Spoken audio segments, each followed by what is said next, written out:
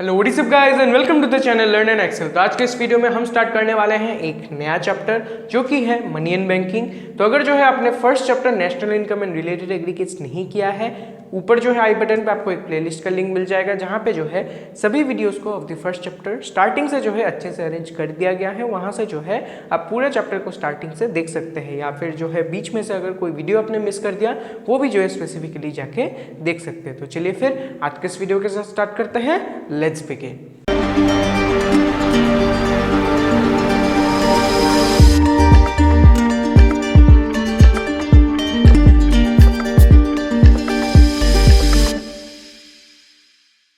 तो आज का हमारा चैप्टर है मनी एंड बैंकिंग। तो आज हम स्टार्ट करेंगे विथ मनी। बैंकिंग जो है in the upcoming videos gradually जो है मैं आपको कंटिन्यू करवाता जाऊंगा। तो आज जो है हम स्टार्ट करेंगे विथ मनी इटसेल्फ। तो हमारा फर्स्ट टॉपिक है मनी का डेफिनेशन, जो कि है money is anything that is accepted as a medium of exchange, measure and store of value and a standard of payment.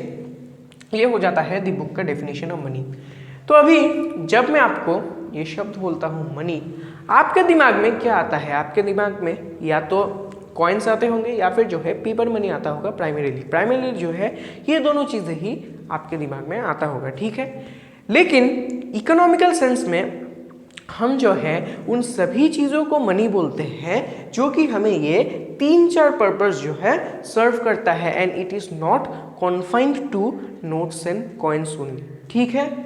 क्या हुआ है, क्या मतलब है यहाँ पे, वो सब जो है हम डिस्कस करेंगे अभी। लेकिन जो है first let's go back to the history. चलिए हम थोड़ा जो इकोनॉमिक से हटके जो है थोड़ा सा हिस्ट्री में चले जाते हैं। तो उस समय में जब जो है पेपर मनी और कॉइन्स एग्जिस्ट नहीं करते थे, तब जो है यहाँ पे सवाल आता है कि जो इकोनॉमिकल ट्रांजैक्शंस है वो कैसे टेक प्लेस करता होगा। ये जो है एक सवाल है बहुत ही इंपॉर्टेंट कि उस समय जो है कॉइन्स और पेपर मनी नहीं थे, तब वहाँ पे जो है इकोनॉमिकल ट्रांजैक्शन कैसे हुआ करता था। तो उस समय में जो है ये ट्रांजैक्शन टेक प्लेस करता था through a system known as the barter system. Yes, you may have the knowledge about barter system, लेकिन जो है फिर भी मैं आपको एक बार बता देता हूँ। तो barter system is a system in which one good is exchanged for another. यही है बार्टर सिस्टम। बहुत ही सिंपल है, मेरे पास एक कमोडिटी है, आपके पास एक कमोडिटी है, हम दोनों ने अपना कमोडिटी एक्सचेंज कर लिया। इसी सिस्टम को हम बोलेंगे बार्टर सिस्टम, ठीक है। लेकिन ये जो सिस्टम है इसमें जो है बहुत सारे फ्लॉज थे। क्या क्या फ्लॉज थे? पहला फ्लॉ ये हो जाता है, लेट्स से मेरे पास है पल्सेस, ठीक है, लेकिन मुझे चाहिए अभी राइस। ऑलराइट, आपके पास राइस है लेकिन आपको चाहिए व्हीट। तो यहाँ पे जो है ट्रांजैक्शन टेक प्लेस नहीं कर सकता। क्यों? क्योंकि मुझे जो चाहिए वो आपके पास नहीं है, या फिर आपको जो चाहिए वो मेरे पास नहीं है। तो यहाँ पे क्या होता है, एक लैग होता है। किसका लैग होता है?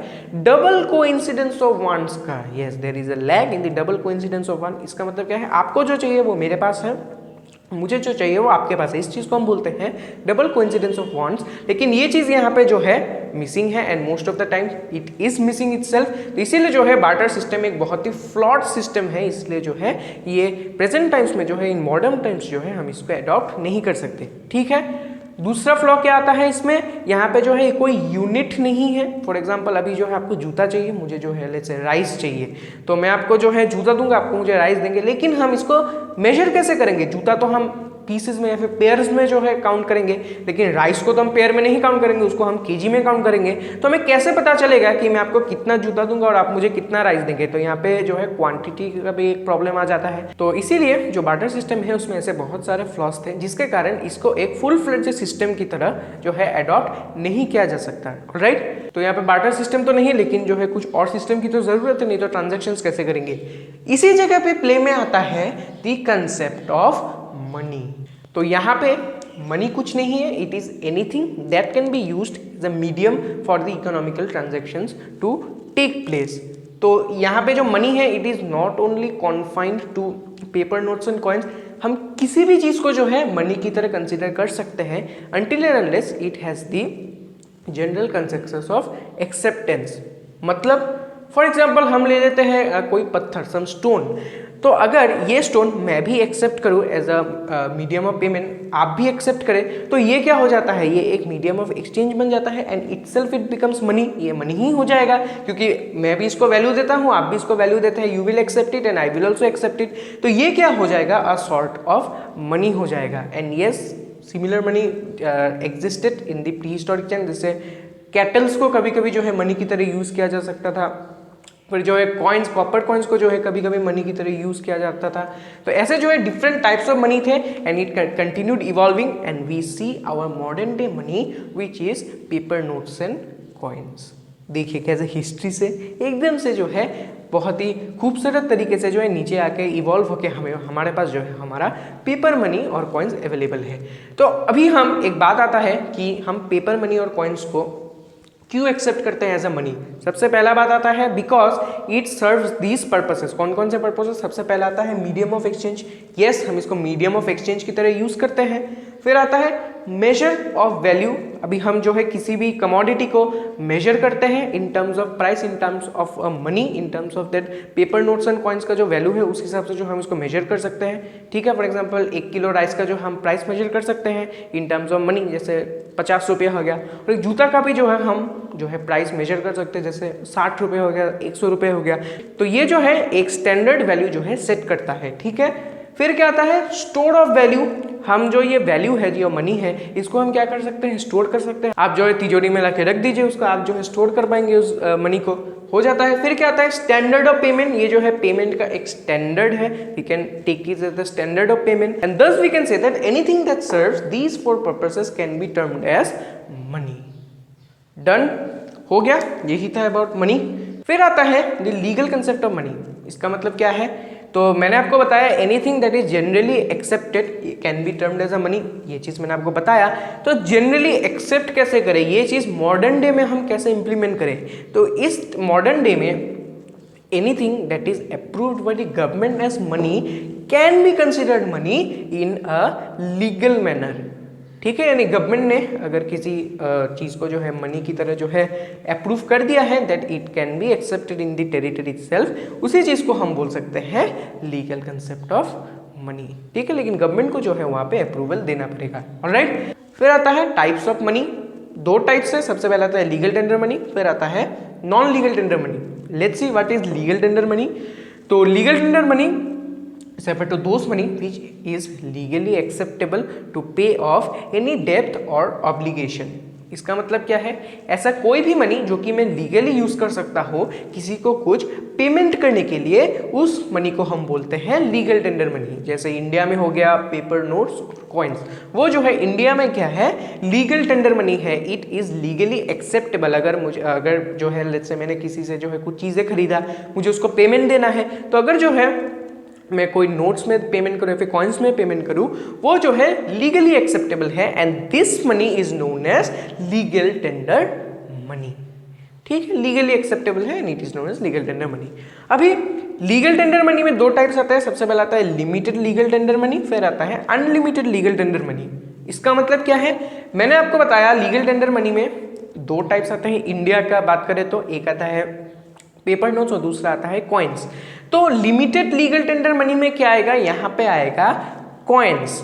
मतलब समझ लीजिए, यहाँ पे लिमिटेड लीगल टेंडर मनी का वो मतलब है कि ऐसा लीगल टेंडर मनी जो कि हम पे कर सकते हैं टू पे ऑफ आवर डेप्ट और एनी ऑब्लिगेशन, हम पेमेंट के लिए यूज कर सकते हैं, लेकिन up to a certain amount only. हम उसको अनलिमिटेड अमाउंट में जो है यूज नहीं कर सकते for payment. For example coins, तो अभी लेट्स से आपने जो है 1 लाख का कुछ खरीद लिया, तो आप जो है 1 लाख का वैल्यू का जो है कॉइन्स तो नहीं देख सकते। It is not legally acceptable and one is not bound to accept it also. India में 1000 रुपये का ऊपर में जो है अगर आप किसी को कॉइन्स में पेमेंट करते हैं तो वो जो है लीगली बाउंड नहीं है to accept that. Why? Because coins are limited legal tender money. इसको जो है आप एक लिमिटेड अमाउंट तक ही क्या कर सकते हैं? यूज कर सकते हैं फॉर पेमेंट। इंडिया में ये अमाउंट है 1000, यानी you can pay only till 1000 in terms of coins.